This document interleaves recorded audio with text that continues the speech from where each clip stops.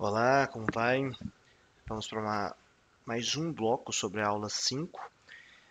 Nesse bloco último da aula, nós vamos voltar ao conceito de região, já explorado naquele momento que a gente estava falando sobre as categorias de análise, mas agora aplicado, falando sobre a evolução da regionalização do Brasil, que é interessante, é importante, para saber que ela não foi dada desde já nesse cenário que a gente pode ver aqui nesse mapa abaixo, né? Esse mapa aqui tem que estar muito habituado a vocês, já, tá? Os estados, os formatos, a divisão regional atual tem que estar assim já, né, bem estabelecida. Isso aí é uma exigência, né, para fazer a prova. Digo isso porque, né, é considerado como isso já é algo que tem que saber, tá? Porque nós vamos falar como que isso foi acontecendo até chegar no ponto atual, tá? Então, vamos voltar aqui. Conceito de região são partes do espaço geográfico em diferentes escalas, definidas a partir de um determinado critério. Ou seja, regionalizar é delimitar conjuntos ou parcelas do território que possuem alguma identidade física, política, cultural, econômica ou conjunto dessas. É muito importante também estar bem ciente de que uma região é uma unidade espacial que pode ser dada por diferentes critérios, tá? Ou conjunto deles. Então, nós temos ali uma unidade espacial, essa macro-região do IBGE, como nós compreendemos, as macro-regiões, são critérios de planejamento, né? Que envolve, basicamente, ah, uma regionalização que assume os territórios de cada estado, né? Então é uma região que, uma vez parte daquele estado está caracterizado como outro, todo o território é dentro, né? Então nenhum estado é cortado por duas regiões. Esse é o ponto que eu queria dizer. E ali são critérios socioeconômicos, critérios basicamente socioeconômicos que vão agrupar os estados por proximidade e por semelhanças, né? Nesse sentido, tá? E servem para planejamento principalmente. Aqui embaixo nós temos, né, desse lado aqui, nós temos uma passagem aí de Milton Santos falando sobre região. É um conceito que vocês quiserem ler direto da fonte, aqui né, direto da fonte, assim, diretamente do trecho aqui que ele coloca, é uma opção, mas aqui tem uma espécie de resumo que nós vamos ver aqui em conjunto. Deixa eu me retirar. Vamos lá. Segundo Milton Santos, se as regiões são parte do espaço geográfico e esse constantemente muda, logo a regionalização também muda. É o que nós vamos ver hoje, a regionalização mudando. Isso também no critério socioeconômico, e pelo que parece até os critérios físicos também, né? Eles também podem mudar ao longo do tempo, pelo que pareça. A regionalização é feita a partir de um critério. Já falamos isso, né? Hemisférico, econômico, climático, etc. Nós já falamos. Quanto mais ao passado, mais as regiões eram estáveis, porque o espaço não se transformava tão rapidamente quanto hoje. Faz sentido. É errada a afirmativa de que as regiões não fazem mais sentido em um mundo globalizado. Elas apenas mudam de conteúdo, mas permanecem importantes. Aquela ideia de integração ocasionada pela globalização pode ser verdade quando vocês estiverem ali vendo alguma coisa relacionada à economia, mas para a geografia não. Para a geografia, as regiões no mundo globalizado são muito importantes. Tá? A fragmentação do mundo, a compartimentação do mundo é uma realidade diante da globalização. Então isso tem que ficar muito claro também. As regiões não dependem necessariamente de contiguidade, pois podem ser conectados a lugares muito distantes. Também, outra coisa, né? Que aí quebra uma ideia de proximidade. Qualquer critério aplicado ao território possibilita uma regionalização. Recorte o território pelo gosto musical da população, pela renda, pelos títulos em esportes, etc. Isso aí também é outro ponto, né? Qualquer critério. E, inclusive, isso pode trazer sobreposição de regiões, tranquilamente, né? Uma mesma região pode ser regionalizada várias vezes, tá? Quando a gente for falar ali sobre as questões, né? Quando a gente for trabalhar as questões, eu vou trazer um mapa muito comum sobre a regionalização de 3 Brasis, né? Não coloquei nessa aula, porque eu imaginei que pudesse, não dá tempo para isso, mas na aula de questões, um mapa de 3 Brasis para a gente dar uma analisada nisso, tá bom? Mas outro tipo de regionalização que quebra territórios estaduais no meio e ainda reduz, né, todas essas diferentes regionalizações em 3. Tá? Nós vamos ver lá mais para frente. A divisão oficial do IBGE é uma das formas de regionalização do Brasil existentes e nós vamos ver que é a oficial, tá? Como diz aí, é oficial. Todos os outros tipos de regionalização são formas de enxergar, mas a oficial é do IBGE. A globalização dificulta esse recorte, pois, em certa região com características X, pode haver muitas pessoas conectadas à região Y pela tecnologia, ou seja, há uma regionalização muito escalar.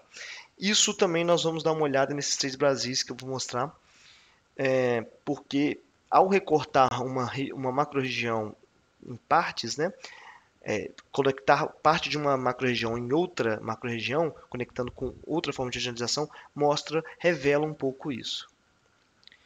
Mas vamos lá. Essa daqui é a primeira regionalização que nós vamos ver, é a regionalização chamada dos 5 Brasis. Deixa eu me retirar aqui. Foi a primeira divisão de 1913. Olha só, essa regionalização é anterior à oficial, uma vez que o IBGE sequer havia sido inventado, né, fundado nessa época. Tá? É uma divisão proposta pelo professor Carlos Delgado de Carvalho. Vamos dar uma olhada primeiro nele, né, para a gente matar a curiosidade. Olha só que interessante. São 5 Brasis, setentrional, pegando basicamente ali os estados mais amazônicos, por assim dizer. O norte oriental, quebrando o atual Nordeste em 2, quase, né, com exceção ali a Bahia e Sergipe.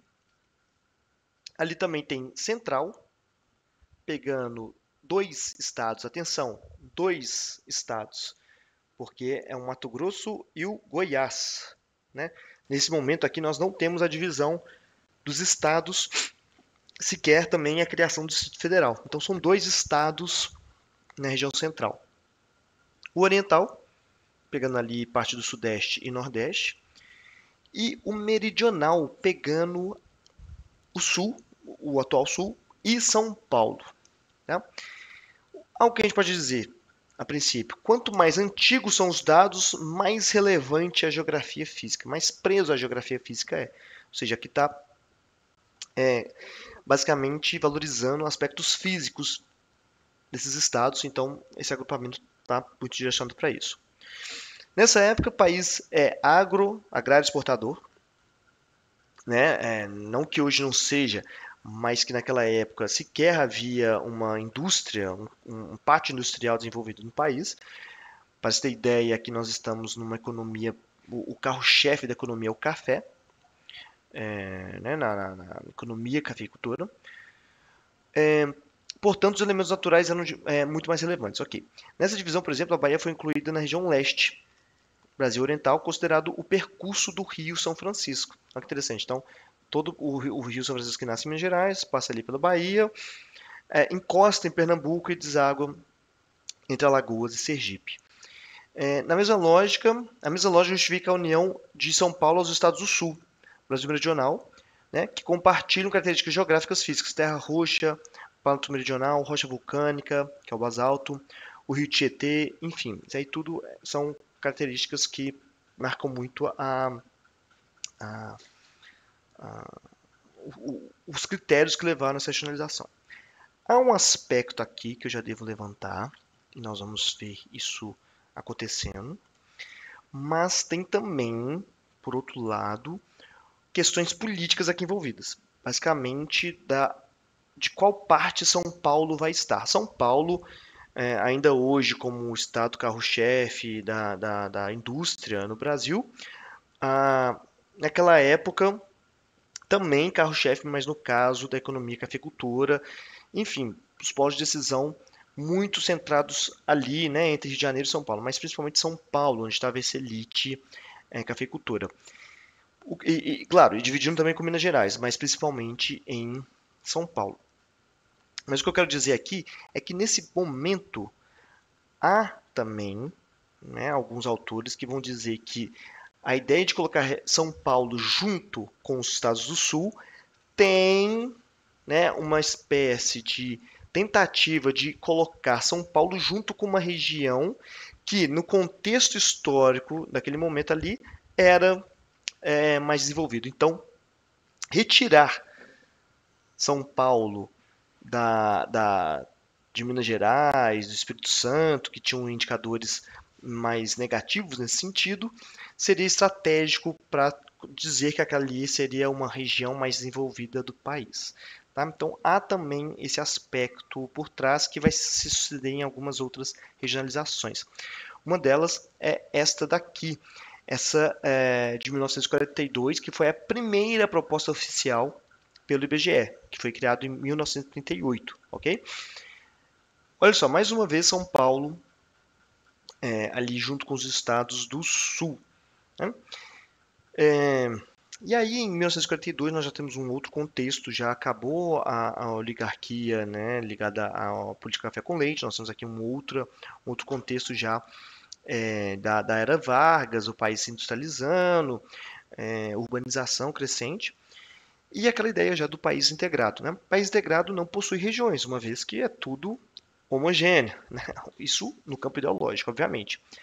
Mas precisamos integrar. Então, essa regionalização, mais uma vez, é voltada para o planejamento, buscando especificidades de cada uma. Né? Então, São Paulo, mais uma vez, é ali colocada junto com os Estados do Sul, separando mesmo do restante do Brasil. Né? A Era Vargas foi um período em que se buscou a integração do Brasil, a qual foi possível pela construção de rodovias. Isso vai ser mais verdade no período JK.